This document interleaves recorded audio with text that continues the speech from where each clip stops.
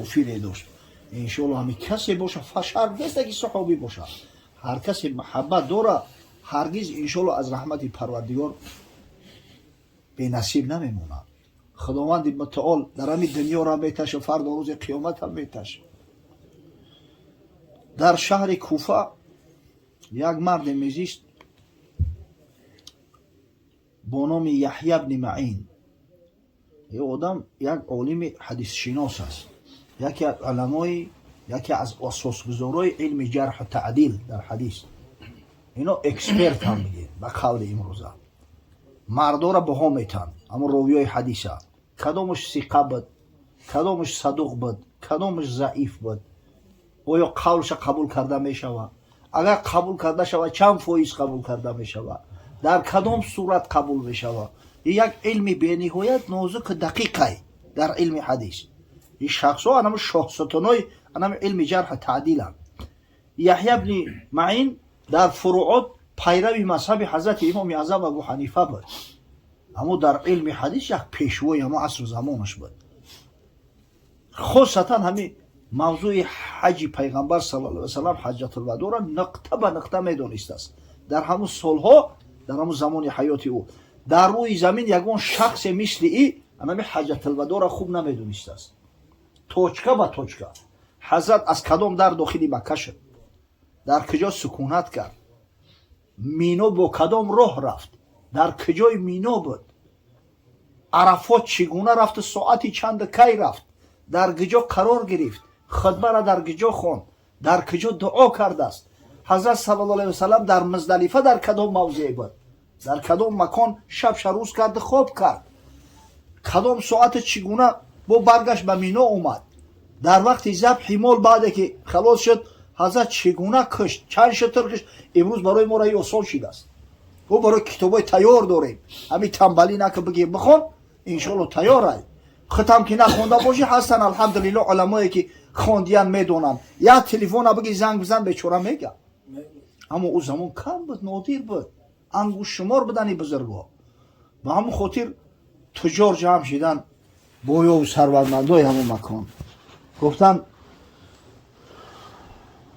یا یحیی گفتن میخواهیم که همراه ما به زیارت خانه خدا براییم تمام پول و رزخود از حساب ما حتی معاش روزگار اویلت هم تأمین میکنیم تو برگشته اومدن فقط همه ما را نشان بده تعلیم هم بده راه بلد باشه همه حج چی خیلی که حضرت صلی الله علیه و سلم انجام داده است همون خیلی انجام بده هر که حضرت مفت اومده است کی نمیخواد از زیارت خانه خدا و تو یک چیز نچشی قدرش نمیدونی آخی قدر زر زرگر بدوند این کمال محبتی که حاجی ها با زیارت خانه خدا دارن او کسایی که حاجی نشدیان ندارن او برای که شنیدن کی بود مانند دیدن این مردک ها علا که دیدن همین موسم حج میشه غزغزشو میگیره ای خدا جان همین امکان بته یه باره که دیگه برم این دفع تجربه بهتر خوبتر شده است این دفع حج هم خوبتر همون کمبودیایی که باری اول کرده بودم اصلاح میکنم همه حضرت هم دلش گم زد گفت میریم همراه حاجی ها صحبت کرده و تعلیم داده اومدن در همین موضع میقات رسیدن میقات در جایی که او طرف دیگه به احرام در اومدن ممکن نیست شب بده است گفتن شب خواب میکنیم صبح غسل میکنیم احرام را میپوشیم لبیک گفتن میدرویم الکی ماه ذوالحجه در اومده است شب در خواب یحیی بن معین رسول الله صلی الله علیه و سلم در اومد حضرت هم خیلی تبسم خطی نگاه کرد یا یحیی من تو را پزمان شدم در کجا میگردی تو را پزمان شدگی اومد زود بیو زود به زیارتم بیو این حضرت خواه خیز دیگه چشمش لخ لخی هم شریکاش بیدار کرد گفت که حضرت مرا دعوت کرد من مدینه میرم گفتن حضرت ما را وعده کردی وی وعده خلافی نشونه نفاقه موسم حج شده است دیگه امکان نیست خود اگر مدینه بریم حج دایر اون میکنیم گفتم من به شما کار ندارم من خودم میرم گفتن حضرت بیا یک جوی حج کنیم زیارت که خلاص شد من میریم ما را میریم که مدینه منوره با زیارت ان شاء الله روضه شریفه میریم که میگو حضرت گفت زود بیا من تو را پزمان شدم زود بیا والله من یه لحظه وزی توقف نمیکنم من دیگه صبح حج داد نمیکنم ولی یه هفته و 2 هفته حج رو بیستم جایی که سخن پیغمبر از گفت این وعده های شما چی است آخی؟ من جان فدای حضرت میکنم ولی سخن وعده اوست بسته. و خودش تنها میگه طرف مدینه منوره حرکت کرد. وقتی تصور کنید راههای ناآباد یک نفر تنها بسیار مشکلی مشقت داره. با سرعت هر چی سریعتر دیگه خوب استراحت هم نکرده است. همین سراسیمه خراک شب در بالای همه شتر خورده. در همین مدت چند روز اومد در مدینه رسید. از باب سلام وارد مسجد شد. اومد نزد روضه حضرت صلی الله علیه و سلم. دعا و درود زیاد کرد، صلوات زیاد فرستاد بگه حضرت داود. بعدا 2 رکعت نماز خواند، نمازی تحیه و نمازی شکر. در همین رکعت دیگه نماز در وقت سجده خداوند متعال میگه امانت قبض کرد. مخلطش بود شده بس این روی و حضرت همین زود بیامد طرف پزماشیده به همین خاطر. این همین در جنت البقیع گویا پهلو به پهلو هم در مقابل روضه شریفه رسول خدا صلی الله علیه و سلم یحیی ابن معین گروندند. این مردم از این بشارت زیادتر میشه و همه حضرت محب پیغمبر بود. ایرا که سوالش میکردین از حدیث میگفت است ولی صبر کنه. مثل هم حضرت امام مالک واری غسل میکرده است، دندانو را مسواک میزد است، خچه خشبو میکرده است. میگفت است اگه سوالتون نکنه که من وقتی که بدنم بوی خش نکنه، دهنم بوی خش نکنه، من جرأت نمیکنم که نام رسول الله صلی الله علیه و سلم به زبان بگیرم. گر نداری از محمد رنگ بو با درود خود میال نام او. یک مرد خدا بود به همین تاجیکستان ما هم آمده بود در جشن امام اعظم ابو حنیفه رحمه الله. شیخ طنطاوی، شیخ کبیر اثر شریف از مصر آمده بود به نمایندگی. بسیار مردی صالح خوب اینجا استقبالش گرفتن الحمدلله. بسیار خرسند و خشنود اینجا رفته بود. اما حضرت هم بسیار محب پیغمبر های. اما همین خیلی دوستداری حضرت صلی الله علیه و سلم های که آثارش وقتی میخونی او بدیده جاری میشود. از همینجا رفت والله علم 1-2 سال بعد بود، سال 2011 یک کنفرانس اسلامی میشود در شهر مدینه منوره.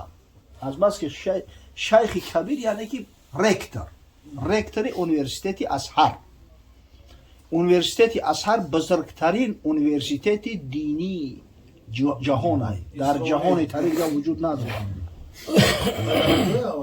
در مصر، در قاهره. بله.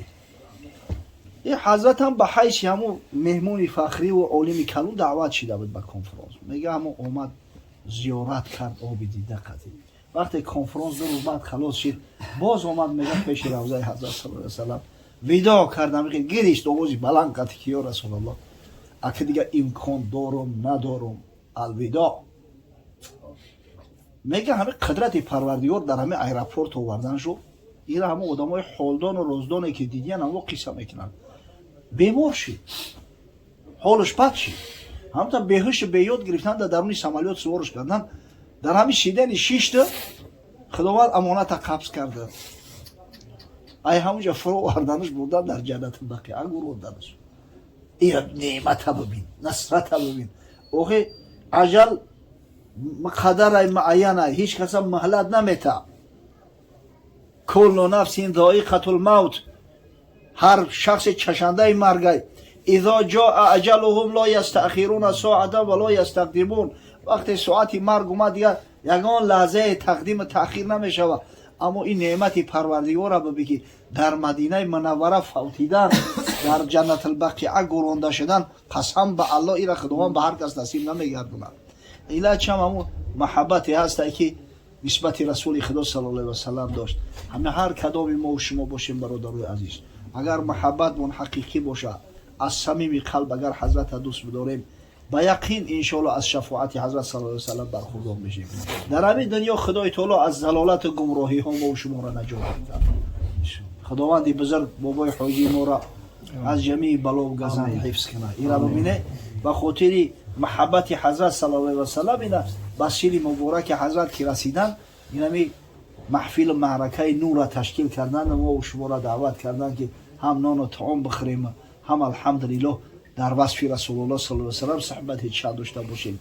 از اسلام و از شریعت غرای محمدی سخنی چند داشته باشیم. قاری‌ها را دعوت کرده است که تبرکاً چیز تلاوت کنند و زمزمه کنند. خداوند بزرگ با همین قدر عمر دیگرش بده که پروردگار بزرگ همین یعنی امکان پیدا کنه که محبت چه در فرزنده و نبیره و ابیره و چبیراش در قلبش جای بده. خداوند در خاندانش نور و صفا نازل بسازد. پروردگار کدوم عزیزا را به این خاندان مبارک